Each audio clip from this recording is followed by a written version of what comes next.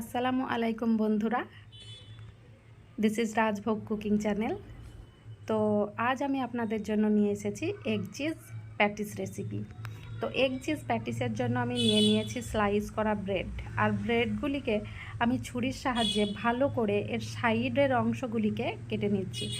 আমি একটা কেটে কিন্তু আপনাদের দেখিয়ে দিচ্ছি যে কিভাবে ছুরির সাহায্যে ধীরে ধীরে সময় নিয়ে ব্রেডের সাইডটাকে কেটে ফেলে দেবেন। ব্রেড কিন্তু ভেঙে গেলে চলবে না, তাই একটু সময় নিয়ে করবেন, কেননা ব্রেড ভেঙে গেলে ব্রেডের ভিতরে পুর দেওয়ার পর এটা কিন্তু বন্ধ করা যাবে না। তো আমি কিন্তু এইভাবেই ব্রেডগুলিকে ফ্রেশ করে নিলাম এবং ব্রেডের সাইডের অংশগুলি আমি কিন্তু ফেলিনি। আপনারা দেখতেই পাচ্ছেন আমি একটা বাটিতে জমিয়ে রেখেছি। আমি ওভেনে বসিয়ে দিয়েছি কড়াই। এদিকে আমি কেটে নিয়েছি কিউব করে পেঁয়াজ, গ্রেটিং আদা, কাঁচা লঙ্কার কুচি এবং কয়েক কোয়া রসুন। কড়াই গরম হলে আমি দিয়ে দিচ্ছি মাস্টার্ড অয়েল। তো আমার মাস্টার্ড অয়েল গরম হয়ে গেছে। এখন আমি দিয়ে দিচ্ছি কিউব করে কেটে রাখা পেঁয়াজ কুচিগুলি। পেঁয়াজ কুচিগুলো দেওয়া হয়ে গেলে আমি এবার এখানে দিয়ে দেব লঙ্কার কুচি। লঙ্কার কুচি দেওয়া হয়ে গেলে দিয়ে দেব গ্রেটিং করা আদা। আদা দেওয়া হয়ে গেলে আমি দেব পাতলা পাতলা করে স্লাইস করে রাখা রসুনের কুচিগুলি। আমার সমস্ত ইনগ্রেডিয়েন্টস মেশানো হয়ে গেলে আমি এগুলিকে খুন্তির সাহায্যে উল্টে পাল্টে লালচে বর্ণের করে ভেজে নেব। তো দেখতেই পাচ্ছেন আমি এগুলিকে ভেজে নিচ্ছি। এবার আমি দিয়ে দিলাম হাফ টেবিল স্পুন পরিমাণ লবণ এবং দিয়ে দেব হাফ টেবিল স্পুন পরিমাণ গোলমরিচের গুঁড়ো।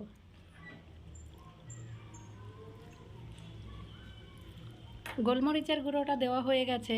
আবারও আমি কিছুক্ষণের জন্য উল্টে পাল্টে লালচে রঙের করে পেঁয়াজটাকে ভেজে নেব। তো আমি এখানে ভেজে নিচ্ছি। এখানে নিয়েছি আমুল চিজ।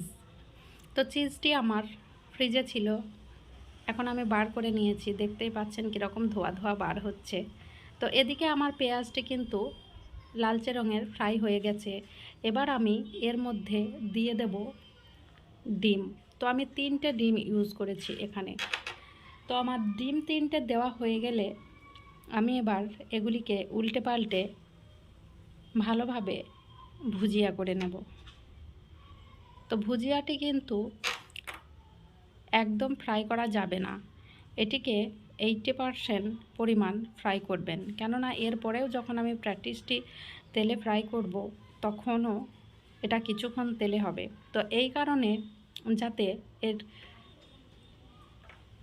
কোয়ান্টিটিটা বজায় থাকে, তাই আমি এটিকে 80% ফ্রাই করব। এটিতেও আমি দিয়ে দিয়েছি হাফ টেবিল স্পুন পরিমাণ গোলমরিচ, হাফ টেবিল স্পুন পরিমাণ ঝালের গুঁড়ো, হাফ টেবিল স্পুন পরিমাণ জিরে গুঁড়ো, হাফ টেবিল স্পুন পরিমাণ ধনে গুঁড়ো। তো এবার আমার সমস্ত ইনগ্রেডিয়েন্টস মেশানো হয়ে গেছে। এবার কিন্তু আমি এটিকে উঠিয়ে নেব। তো দেখতেই পাচ্ছেন আমি কতটা পরিমাণ এটাকে ভেজেছি। তো এই মুহূর্তে আমি কিন্তু এটাকে একটা বাটিতে উঠিয়ে রাখবো। এগুলি ওঠানো হয়ে গেলে আমি যে ব্রেডের সাইডগুলিকে একটা বাটিতে রেখেছিলাম, সেই ব্রেডগুলিকে আমি এবার মিক্সিতে ভরে এটি আমি গ্রাইন্ড করে নিলাম। তো আমার তৈরি হয়ে গেল ব্রেড গাম। ব্রেড গামের জন্য অনেকেই ছোটাছুটি করে থাকেন, তো ব্রেডের সাইডের অংশগুলিকে ফেলে না দিয়ে এইভাবে তৈরি করে নিতে পারেন ব্রেড গাম।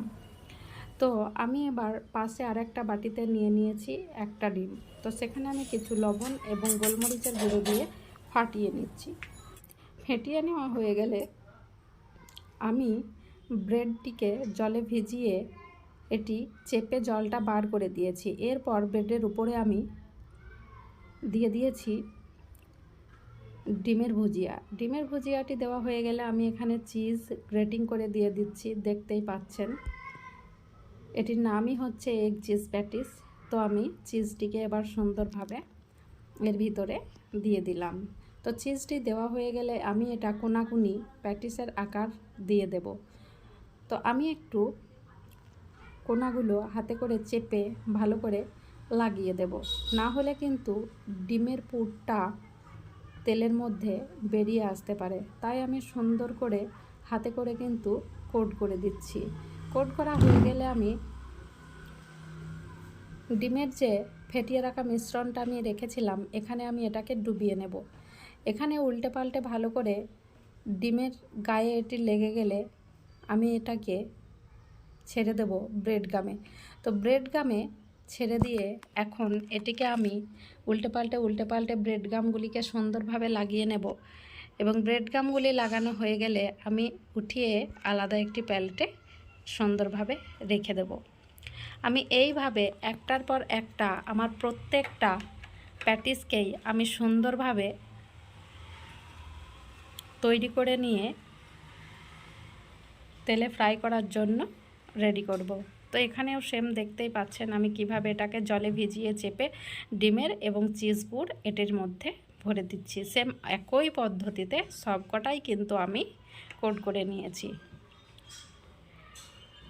তো আমার এই রেসিপিটি কিন্তু খেতে অত্যন্ত সুস্বাদু। খুবই সিম্পল উপকরণ দিয়েই এগুলি তৈরি হচ্ছে। বাড়িতে যদি তৎক্ষণাৎ মেহমান আসে তো এটা কিন্তু আপনারা বানিয়ে দিতেই পারেন। এটা খেতে খুবই সুস্বাদু। তো আমার এখন কিন্তু প্রত্যেকটাই রেডি হয়ে গেছে। এবার আমি কড়াইতে বসিয়ে দিয়েছি তেল। আমার তেল গরম হয়ে গেলে আমি এই এগ চিজ প্যাটিসগুলিকে সুন্দরভাবে ভেজে নেব। তো কড়াইয়ে কিন্তু আমার তেল গরম হয়ে গেছে। এবার আমি ছেড়ে দিচ্ছি এগ চিজ প্যাটিসগুলিকে। তো এগুলি আমি মিডিয়াম আঁচে ভাজবো, কেননা এই সমস্ত প্যাটিস হিট আছে একদমই ভাজা যাবে না।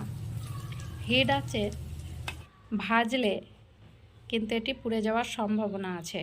তাই আমি খুবই মৃদু আঁচে এটিকে ভেজে নিচ্ছি সময় নিয়ে। যতক্ষণ না এটির রং লালচে হয়ে আসছে ততক্ষণ পর্যন্ত আমি হালকা আঁচেই ভেজে নেব। তো দেখতেই পাচ্ছেন কত সুন্দর আমার এই এগ চিজ প্যাটিসটি। আমি এখন উল্টে দিচ্ছি। তো একটা গোল্ডেন বর্ণের এসছে, কিছুক্ষণ পরে এটি লালচে বর্ণের হয়ে আসবে। ঠিক তখনই আমি এটাকে নামিয়ে নেব সার্ভের জন্য। দেখতেই পাচ্ছেন এর কালারটা কতটা পরিমাণ পাল্টেছে। কিছুক্ষণ ভাজলে আরও পাল্টে যাবে। তো এই দেখছেন আমার প্যাটিসটি প্রায় হয়েই এসছে। তো এখন এগুলিকে আমি উঠিয়ে নেব। মাশাআল্লাহ কত সুন্দর কালার এসছে আমার এই এগ চিজ প্যাটিস। তো এবার আমি এটিকে উঠিয়ে নেব। উঠিয়ে নেওয়া হয়ে গেলে আমি একটা কিন্তু ভেঙে আপনাদের দেখাবো যে এর ভিতরটা কতটা সুন্দর। চিজগুলি কীরকম অবস্থায় আছে আমারও দেখার জন্য মন উৎসুক হয়ে আসছে। তো আমি এগুলি এবার উঠিয়ে নিচ্ছি। তৈরি হয়ে এসছে আমার এগ চিজ প্যাটিস। আমার এই এগ চিজ প্যাটিস রেসিপিটা যদি আপনাদের ভালো লাগে আমার চ্যানেলটিকে একটি সাবস্ক্রাইব এবং একটি লাইক অবশ্যই করবেন। আর